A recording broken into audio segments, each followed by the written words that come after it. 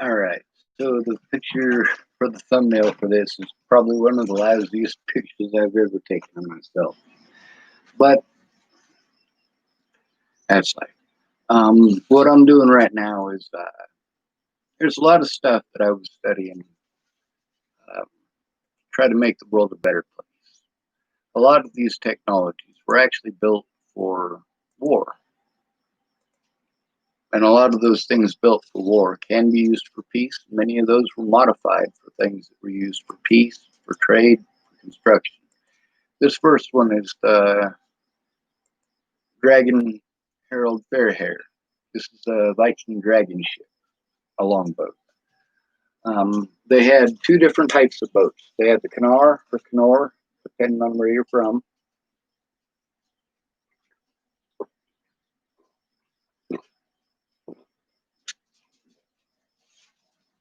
That's a deep draft, um, rounded bottomed hulker. It's meant to carry a lot of stuff, and these were primarily tradespeople. There wasn't a lot of trades or a lot of resources in the frozen north. This is coming out of an ice age and still having to experience global change. Um, During Roman times, believe it or not, uh, there was no such thing as Scandinavia. That that was just ice.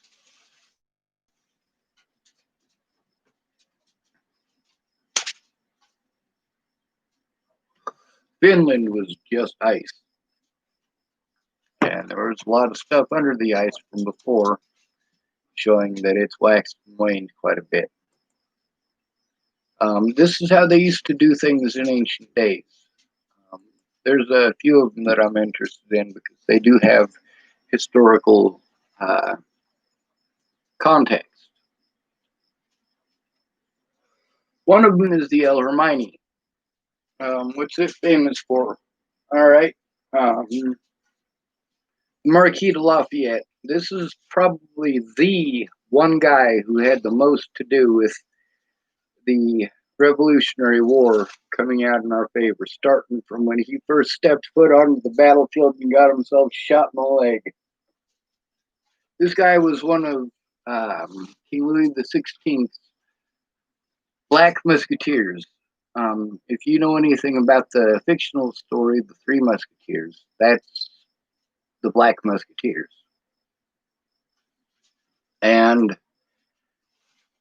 the thing is that the Marquis de Lafayette got his appointment to the Black Musketeers at like 13, 14 years of age. He turned down his appointment to come over to the United States and fight for us. I'm going to post up two links to the Marquis de Lafayette, and one of them is on a ship, a historical ship called the El Hermione, which brought him over here. At the time, yeah, pardon me, the British were all changing over to a much better method of both aiming and priming their cannons. So they could get off 2 to 3 shots for the French one. And this, during the time of the Revolutionary War, when the El Hermione came over, this is my favorite video of it, so we'll post it up there. Copy link address.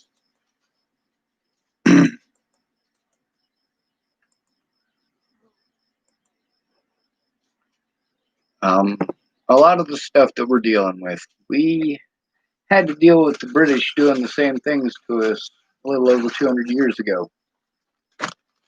So it's not like it's anything that we're not accustomed to. Recently, we have become the bullies, and that is not acceptable. That's not who we've ever been or supposed to have been. There was that little issue in 1812 of Americans trying to liberate Canada, and the Canadians are like, liberate us from what? They don't do anything. We don't care about the British. They leave us alone. We give them stuff. They give us stuff, whatever.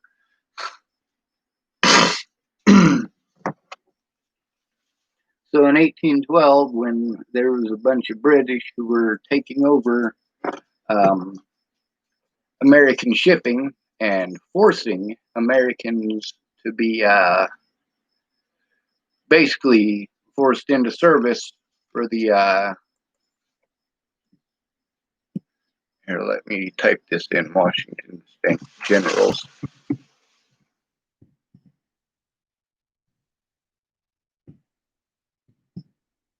Sorry about that. All right, I found it. Washington Generals, Marquis de Lafayette. I highly recommend watching this. It is very informative, and it tells you about a extraordinary man from the very top ranks of society who chose to come to the United States of America and fight for the dredges. Good man. Lafayette, Colorado is named after the man. There are very, very many places in the United States named after the Marquis de Lafayette.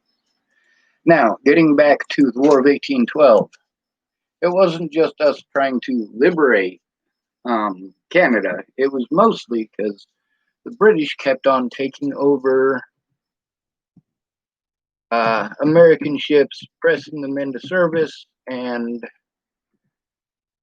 doing a lot of really evil stuff to Americans after the end of that war. And we didn't, after the War for Independence, and we didn't have a lot of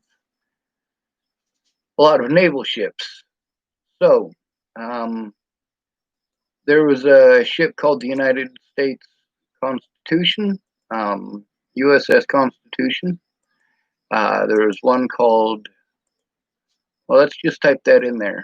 This is a link to the whole story about the USS Constitution and its fight during 1812, as well as its service and the service of its sister ships in the Barbary Wars.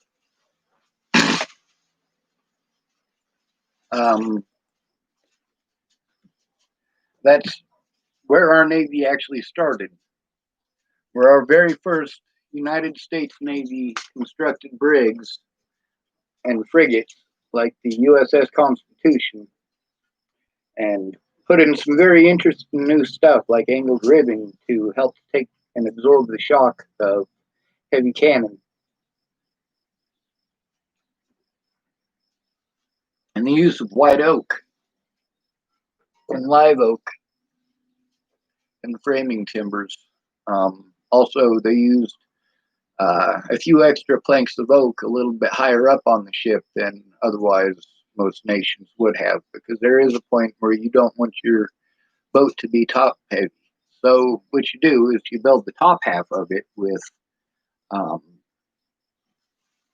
pine, lightweight woods, things that are actually going to splinter easily, but they're also lighter weight, so they're not going to do necessarily as much damage to the human body. But at those speeds with as big as splinters as we're talking about, or bigger, yeah, it'd still kill you. The British, during the American Revolution, took line ships, that's the really heavy, thick-hulled ones, and they cut 2 or 3 decks off of the top. They cut all of the pine decking off of the top in order to be able to fight against the superior American ships, because American ships were made out of better woods.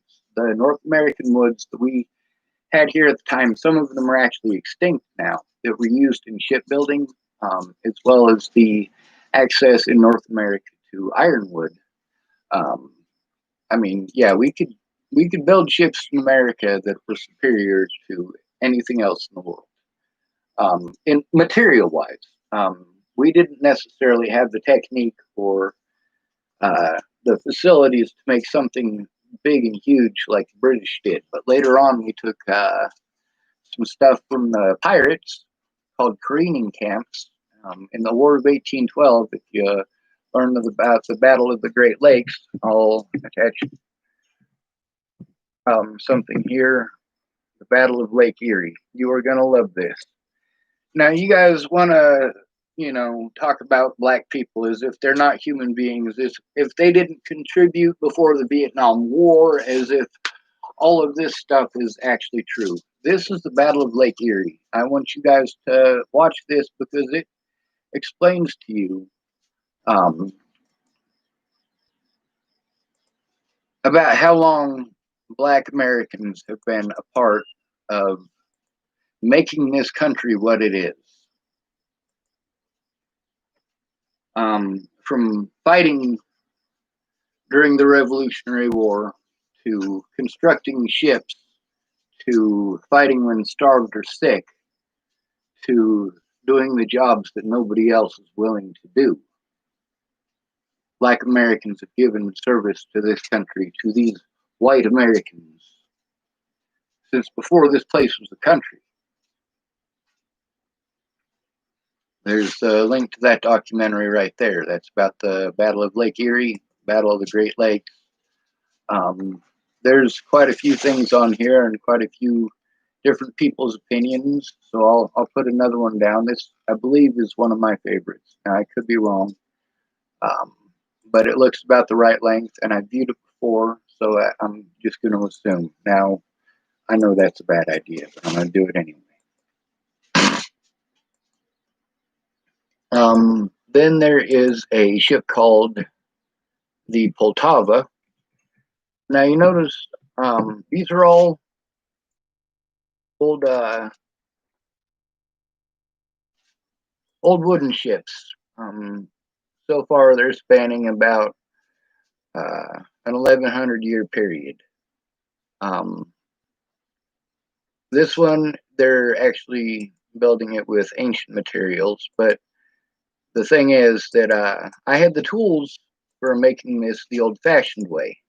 Matter of fact, you can learn how to make the tar pitch and everything like that. These ships were craft projects.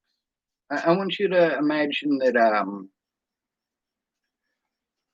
you get some popsicle sticks. And each one of those popsicle sticks is a 2x12, and you try to make something with that. You can clip the ends or whatever to whatever length, just like you would on regular wood. You saw it off.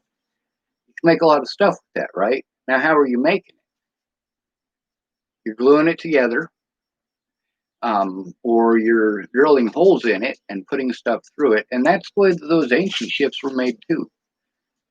They were used by drilling holes through the wood. Instead of using metal fasteners, they used what's called tree nails or trenails or trunnels, depending on where you're from.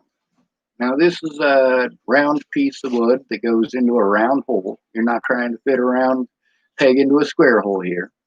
And it's got a split in the end, just like when you put an axe head on or a hammer head, how there's a split in the wood and you drive a wedge in there and it holds it in place.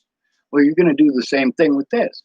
You hammer in your wedge until it's stuck in place. Now, before you did this, you put pine tar and pine pitch in the hole, and you also put some string, or sometimes they used wool, or the stuff that's underneath in between the bark and the tree after you let the tree rot for a while. That stuff is perfect. You can use string or rope or yarn, all sorts of stuff. And when it dries up, it makes an excellent seal. Now, also, as soon as you get the wood wet, this is wood that has been seasoned and dried for many years. So it's going to expand a lot more when it gets wet than it would be if it was freshly cut green wood. And that expansion, as soon as you get it wet, forces all of that sealant basically really close together and makes it so that you're just not going to get any sort of leakage. The other thing is, by using natural materials that never fully cure under those conditions, basically they're ensuring that if there is a lot of expansion and contraction of the timbers, you're still not going to get a leak. That glue is going to hold. I don't know if I put the thing up about the Poltava, so I'm going to copy the link address. This will probably be a copy of the last one, but I'm going to put it here anyway. Let's see if it is. Yep, it is. It didn't look the same till I pressed enter. Here's another one that's to it. I had the tools that if I wanted to, I could have gone off in the woods and probably should have and built myself a Viking ship. I wouldn't have any way of getting a crew for a Viking ship, but I was pretty sure, if I was to build a small one, I could probably manage it decently myself with one or two people. And no, I wasn't planning on going off onto the open ocean. I have some different plans for a boat to do that. Um, and yes, I could build it out of wood, but I don't just learn about that. I've also learned about, well, let me show you this one. You might like this. Um,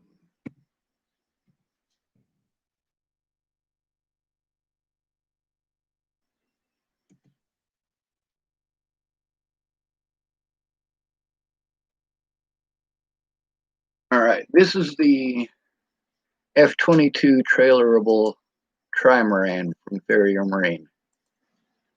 This is fiberglass, tone built, it's pretty decent, and although it's not necessarily all that important as far as history goes, it truly is. It's a trimaran. It's a design that's been around for thousands of years. It's made out of modern materials. You could take light woods or even heavy woods and make that very same boat by laminating strips and putting them together.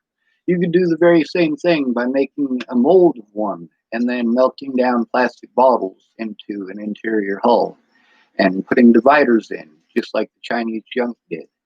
Why was the Chinese junk a better seafaring boat than these were? There was one that was recently built called the Princess Taipan. I'm going to put it up here. A lot of these guys, because of Chinese laws, had not been allowed to build ships for a lot of years. I mean, we're talking about many decades, and it's basically just old men in the final stages of life who are trying to just now finally show some of the stuff that they used to do. But all the old masters are dead. This is basically their journeyman apprentices. It's all the older they would have been when it first happened, when they were no longer allowed to make their junks.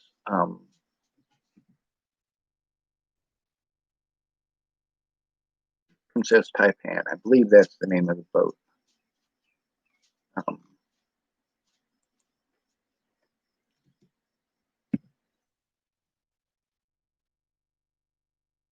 all right. Well, it's showing a modern princess cruiser. I suppose that might not be the name of it, which is really messed up. But we will find out. Um,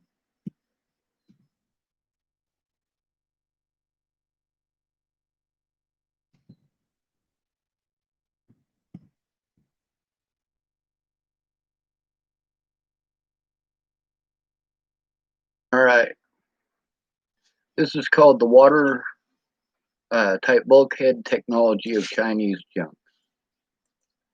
Um, this was not used in European ships. European ships sank far faster than Asian ships, specifically because they did not have separated bulkheads.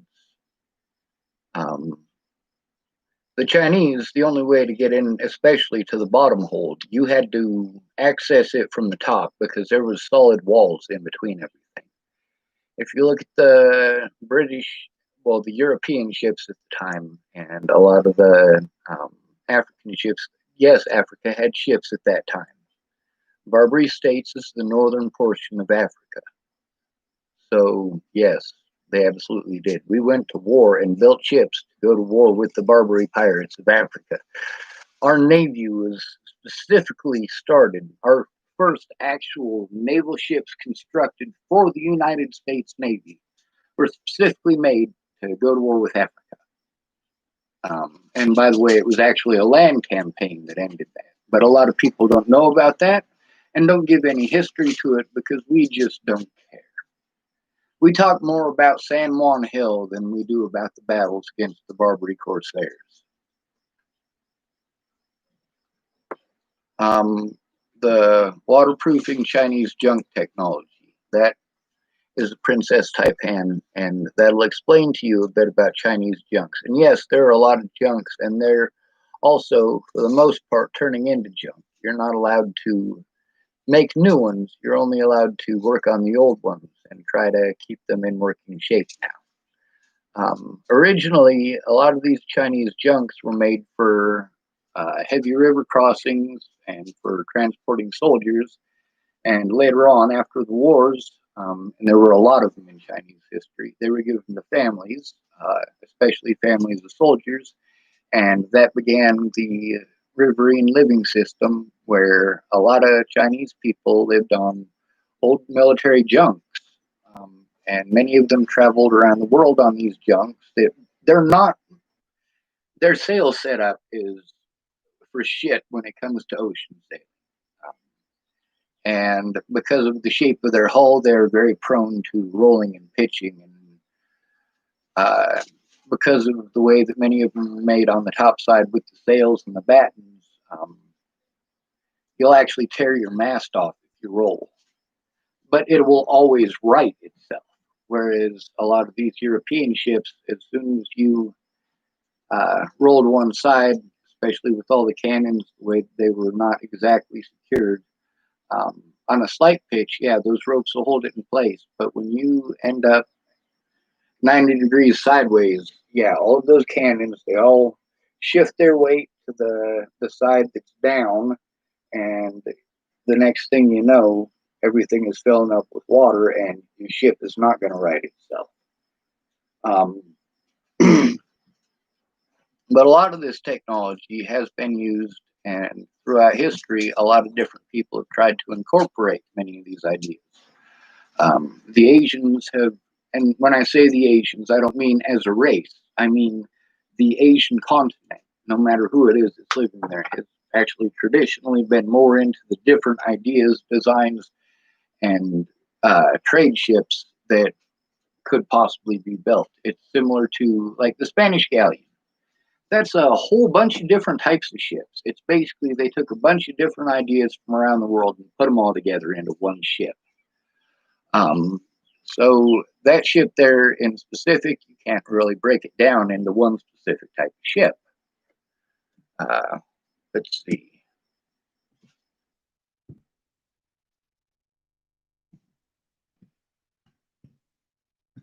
We'll go to a Spanish galleon. Let's see. Oh, this is cool. I've never seen this one, and I don't know what it's going to look like when it's done, but it says 2 years of building a 16th century Spanish galleon, and it's 3 minutes and 26 seconds long. The Chinese junk was very similar with the ideas and terms of the time. Santísima Trinidad, 18th century Spanish galleon, and Alicante Harbor. This ship, the actual Santísima Trinidad, was the largest sailing ship for tonnage and most guns ever built, other than the Russian riverine boats. Oh my God. Let's imagine that there's a whole bunch of Russian loggers out there. They cut down 10,000 trees, and then they lash those 10,000 trees and stack those 10,000 trees into a giant ship. This thing, if there's a bunch of waves, the whole thing is going to move, but there's not. They're going down a river. These are the largest wooden ships ever built. Oh my God. Maybe I should put those up here. I don't know if I put the Spanish galleon in the second video up, so I'm going to copy the link address on that again. Now, something that a lot of these things have in common. First of all, there are still people in the New England shipping areas who still do all of these trades. We could literally go to the East Coast and we could take 100 specialists in the East Coast who specialize in the technology that was used to make these ships, such as the ones that we used in the War of 1812. And that's the thing, the USS Constitution, it was commissioned well before. I want to say it was commissioned in I want to say the keel was laid in 1795. It was commissioned in 1793. I'm probably entirely wrong about that. First thing to go, especially when I'm stressed, is names and numbers. Um, that includes dates, phone numbers, things of that nature. Let's see.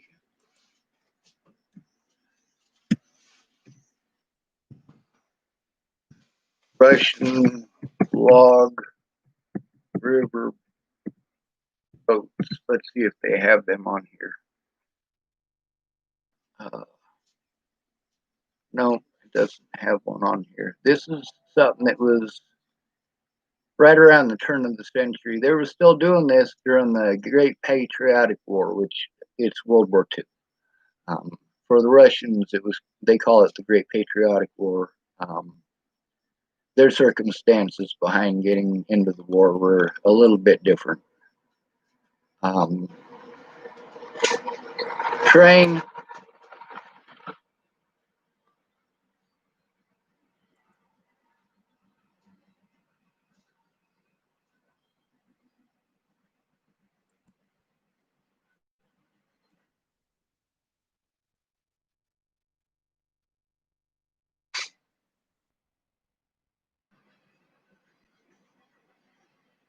But this is a lot of the trades that back in the day people used to know how to live off the land. They used to know how to collect the pine tar and the right exactly the pitch and all of that.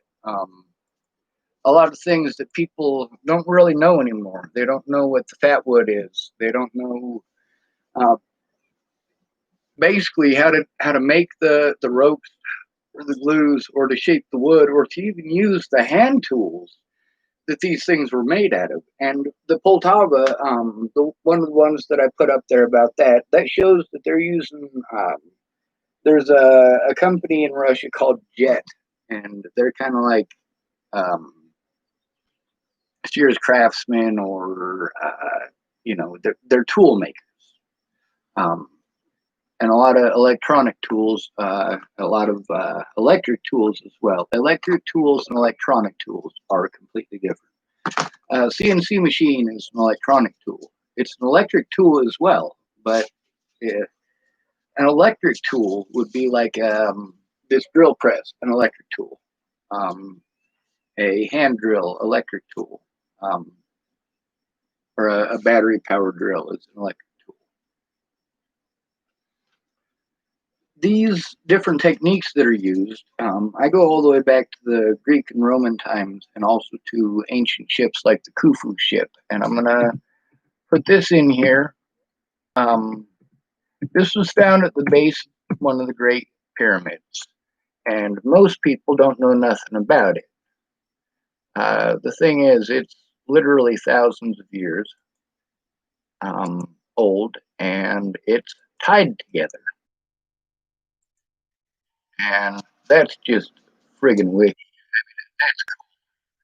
A lot of ancient ships were tied together. There's a Minoan ship as well, and it was tied together. Minoan ship. A lot of these are artist renditions and people's different ideas about it.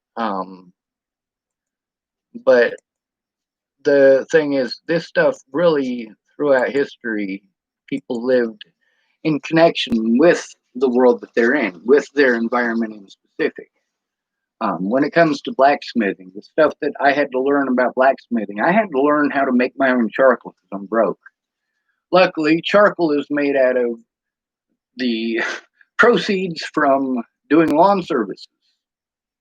So if my back hadn't been as screwed up as it was, harvesting the fat wood off of trees would have been easy. But the other thing is that as long as you use a funnel, and I have one in here specifically for the purpose, what you do is you take this funnel, right? And at the bottom it's open. You have it so that from about here down, there's no fire. All right. It's just going into a container that's closed off. Now, in the top here, you take a container and you fill it up with a whole bunch of basically branches and stuff that you put through the wood chipper, right? And you take all of those and you stuff them all in here, and you put the lid over it so that there's no oxygen getting to it. That way it's not going to want to completely burn. Now, you light a fire around it. Make sure it's metal containers, of course, and so they're closed off. You don't want them to be able to breathe. But all of that fat wood is going to drain off all of the excess, all of the juices, so to speak. It's going to dry out the charcoal. It's also going to carbonize it without burning. It's a high enough temperature for it to burn. It just doesn't have the oxygen to do so. Now, the stuff that comes out of the bottom of this, you can use as glue. You can use it for a lot of things. You can mix it with sawdust and make a really, really super tacky glue. The ancient cavemen used to have a similar technique that, like Otzi the Iceman. Oh my God, I have to show you that video. That is one of the coolest things ever. I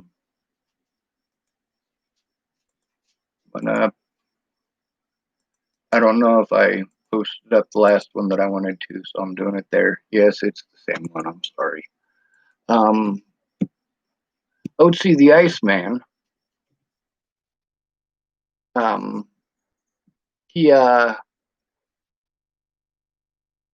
tools that were with him, that those techniques that were used, including those tools and the glues used in them, were used until the turn of the last century. I mean, at the beginning of the 20th century, people were still making wooden ships. They were still making them the old-fashioned way with tree nails. They were still drilling holes with hand drills. They were still using pine tar and pitch. And let's see. Well, I guess this one's just on Otzi the Iceman. That's on how to make his flint dagger, his shoe, his fire kit. There's a lot of stuff here. I'm trying to find one that would be like the most optimum one to show you. I guess the backpack would probably be a good start. Let's see.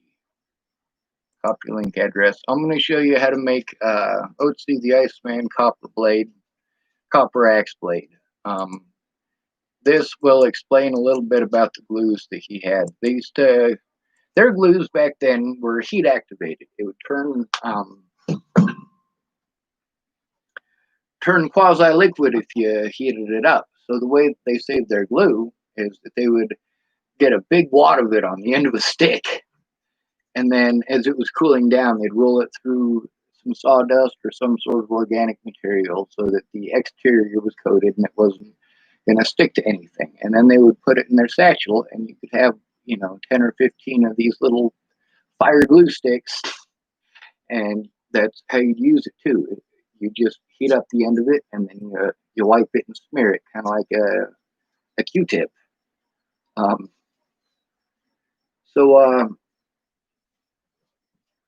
The Otzi the Iceman stuff is really important to me just because it helps to teach the survival of the fittest isn't necessarily true. Survival of the most intelligent and the most adaptable is absolutely true. Let's see. I guess I'll copy link address. This one is about the Otzi the Iceman himself. He was murdered, actually, thousands of years ago. A lot of the tools that he was working with, like his flint knapper, which is used for making arrows, he was found with his tools. Here's a guy who's, let's see, copy link address.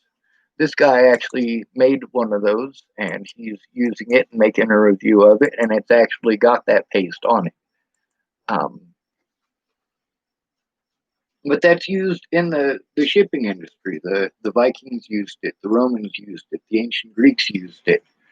Some of the ships that I'm most interested in are the ancient Roman ships. Ancient Greek trimaran. Now, with each one of these ships, you got to imagine that there's a civilization supporting it. And I'm showing you actual ships that exist today that are replicas, or in the case of the USS Constitution, one that we've just kept that long. The USS Constitution has been used as a prison ship. It's been used as a housing ship. It's been used as a warehouse. It has been used as many things and has been slated to be destroyed on several occasions, but has never actually been taken off of the active duty list. It's the oldest ship in the United States military. Let's see, I'll type replica. A lot of these ships that I'm studying, the Olympias. That's the name of it. The Olympias is a ship that was made in modern day based off of information that people have. Oh, you're cool, Cinnabite. So all of these, this is a lot of the stuff that I was interested in, a lot of the stuff that I think our society needs to get back to. We have renewable resources. We have the ability to cultivate and take care of ourselves with what's around us. You just don't know how. You're used to the grocery store, or you think it's gross to get a rabbit, or you just don't want to eat a rabbit because they're cute. Well, I will eat a rabbit for you. I'll kill it, I'll gut it, I'll skin it, I'll eat it.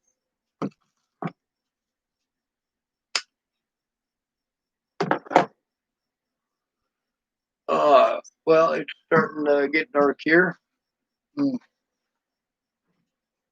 A lot of these things that I'm showing on here, from the Poltava to, well, nearly all of these ships, it's all from conflict, every bit of it. Conflict and trade. People wanting to profit, make more for the guy at the top, and a lot less for the people at the bottom. That's why having a monopoly was such an important thing. And it's also why we made anti-monopoly laws. I don't know how many of y'all remember AT&T back in the 1980s fleecing everybody because they were the only phone service that you had anywhere. But that was fuck AT&T.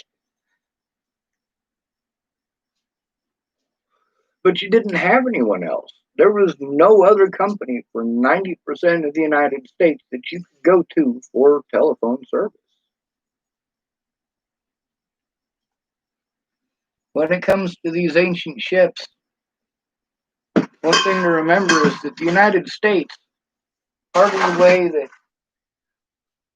these people were manipulated into fighting for the United States was by bringing up the pirates, specifically the pirates of the Caribbean in the 1720s.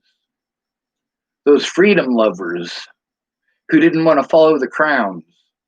And when I say crowns, I mean crowns. The wars that were being fought between the crown heads of England and France and Spain for the most part, with a bunch of other countries like Portugal and stuff, and the Dutch getting involved intermittently.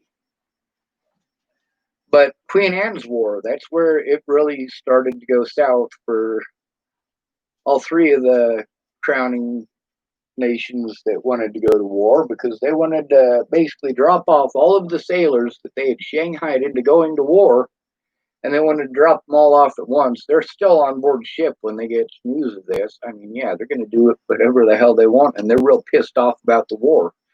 So you've got a whole bunch of sailors on these ships, and, you know, they're like, hey, there's these Spanish guys that we were just killing a month ago. They're being friendly with us now. What the hell's going on? Oh, well, we're all pirates now. So now we're going to have to do something. We're going to have to figure this out. Well, we're going to have to keep ourselves fed, and we're going to have to find a way to keep ourselves on the run, because there is no way that we're going to be able to sit down in port. And that was a fact of the matter. A lot of the impromptu courts or courts and courts that were appointed and created because of the end of those wars, it's not like people planned on doing that. It was just a whole bunch of sailors going, all right, we're out of a job. We're in the Caribbean. What are we going to do? What's the nearest port where we can offload what we got and figure this out? And a lot of those pirates, they stood up to the crown. And during the American Revolution, I mean, that's a lot of our best literature was about the pirates, about how they gave the finger to the crown, basically. Crowns. They stood up to all of these idiots. They're like, no, we're going to be a free people. If you've got 99 people on a boat, 50 people say we're gonna, 49 people say that we're not. We're gonna. If it's something that you don't want to do, and there happens to be a port or an island nearby where we can let you off if you don't want to take part, we are willing to do that.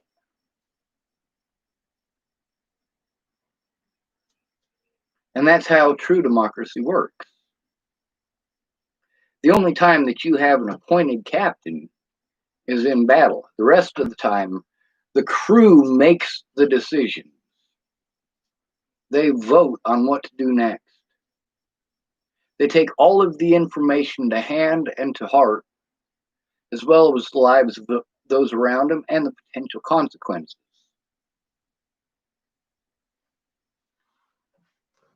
People were so disenfranchised by the crown by the time the American Revolution came about that, yeah, pirates were the perfect ones to look at for the model for our new democracy. It didn't stay that way, though. Those great and wonderful ideas that they spoke so highly, just shortly after we became a country, we showed that it was all bullshit. It was still the rich people in power. George Washington was the richest man in America at the time. Even he was having problems.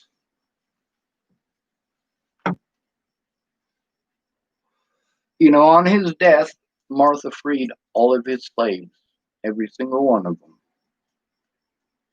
Martha, despite being born to money, was a good woman. And George Washington only had what he had because he married the richest woman in the 13 colonies.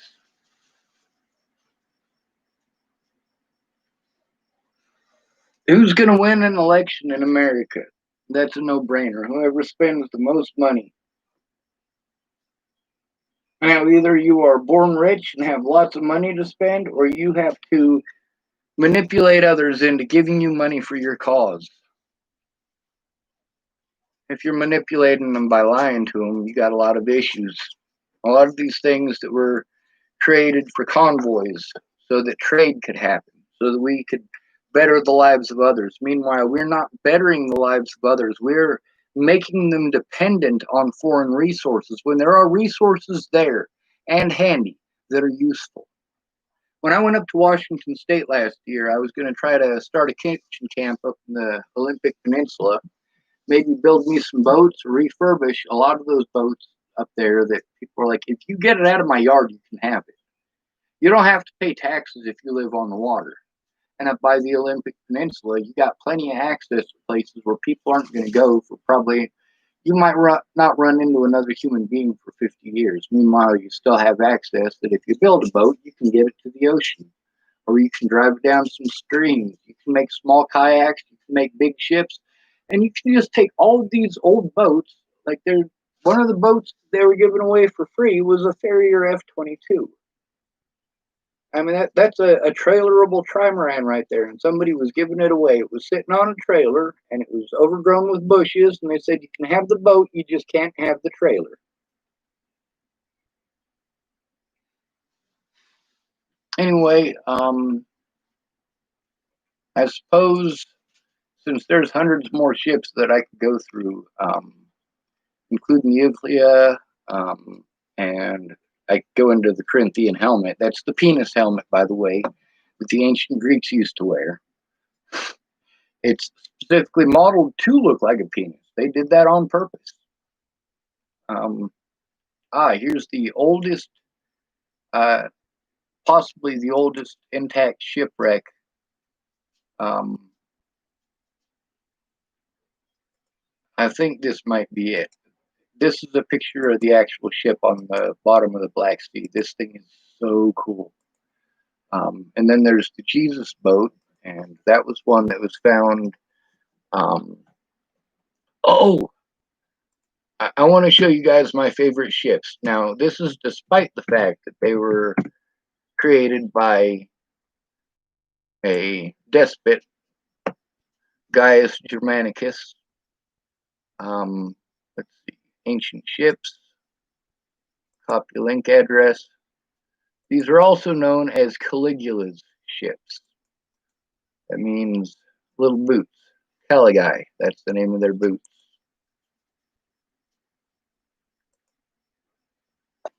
These ships were on a. They were some of the largest ancient ships ever found intact, and they are.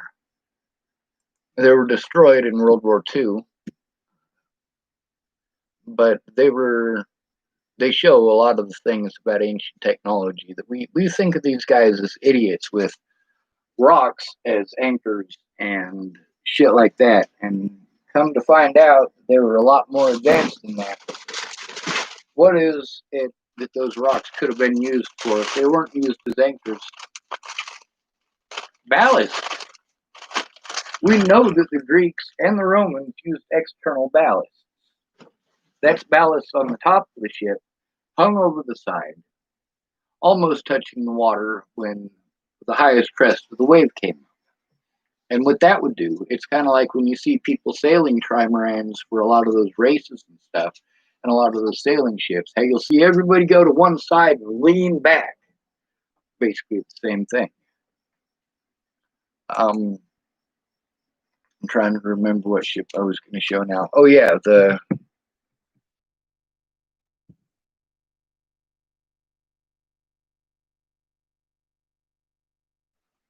All right. This is on what's known as the Jesus boat.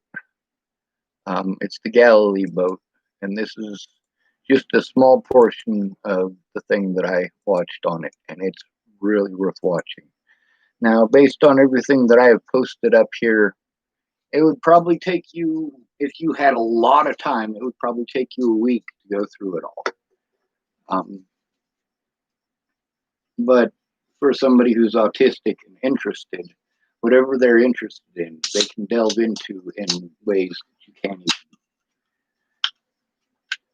A lot of people, they have problems with cramming, and they have problems with college, and they have problems with learning, and someone who's autistic and interested can learn something so that they are more knowledgeable than professionals in the field in just a few days. In just a few days, people like me, under the right circumstances and the correct interest, we can learn faster than anyone else.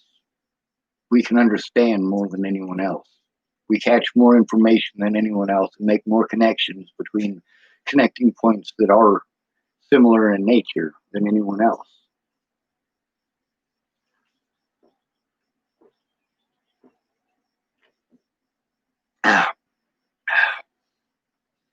I've been craving this exact soda pop, and right now what's going through my head is I should have bought like a 6-pack. Before Natalie was killed, I'd actually quit drinking Mountain Dew. Um, that was more of a, I drank a lot of Mountain Dew for a really long time, and I just needed a break. But now I crave it. I guess that's part of having to replace chocolate. Although there is some stuff that's chocolate that I have found that I am able to eat. It doesn't make me feel sick. That's because it doesn't taste like chocolate. It tastes like honey. No, not Sprite. It's Mountain Dew. Gotta have the caffeine, you know? Now, a lot of these ancient ships, we can build them. We can make them today. if we wanted to commission a ship based off the lines of the USS Constitution, we have the ship itself to do that from. Now, for each individual community where the parts and the pieces of the USS Constitution came from, pardon me, being as they still have those woods and they still have professionals who have those old time skills. They have actual blacksmiths. Virginia has actual blacksmiths that has old time shipwrights who still build boats by hand, who build mostly small ships or stuff to go rowboating, but it's the same technology on them small ships as it is on the big ones. We have people in the United States who have taken part in building ships like the Poltava in Russia and the El Hermani replica over in France and the Greyhound and many other ships. And we have them along the East Coast. We have forging technology on the East Coast. The difference between American-made ships and British-made ships at the time is that the British used a lot of heavy metal fittings for a lot of things that the Americans just used ropes. Ropes are just as good. They're easier to make, they're cheaper, it doesn't take all of that extra crap to do it, and your ship is lighter weight overall afterwards. Plus, if it breaks, get more rope. We don't have to go all the way back to England if they shoot something big, heavy, and metal off of our ship. The areas and regions where they harvested the pine tar still harvest the pine tar. A lot of the places that made the charcoal, they still make charcoal. There's a lot of blacksmiths in the area who still make their own charcoal. They still collect what's left over. If each community wanted to put something together for a historical project like that, we could literally do it on labor and donations easily. But then again, what's more important, people or things? Working on a project like that or working on something important like how Black people and immigrants and Native Americans and homeless are treated, how they're victimized into a situation they can't get out of, and then they're victimized for being in that situation as if they had chosen it. And lots of people who have never had to be homeless talk about all these people who chose it, who chose it, who chose it, who chose it. Fucking take that bullshit and shove it up your ass. Get a goddamn education. That's what this whole video is about.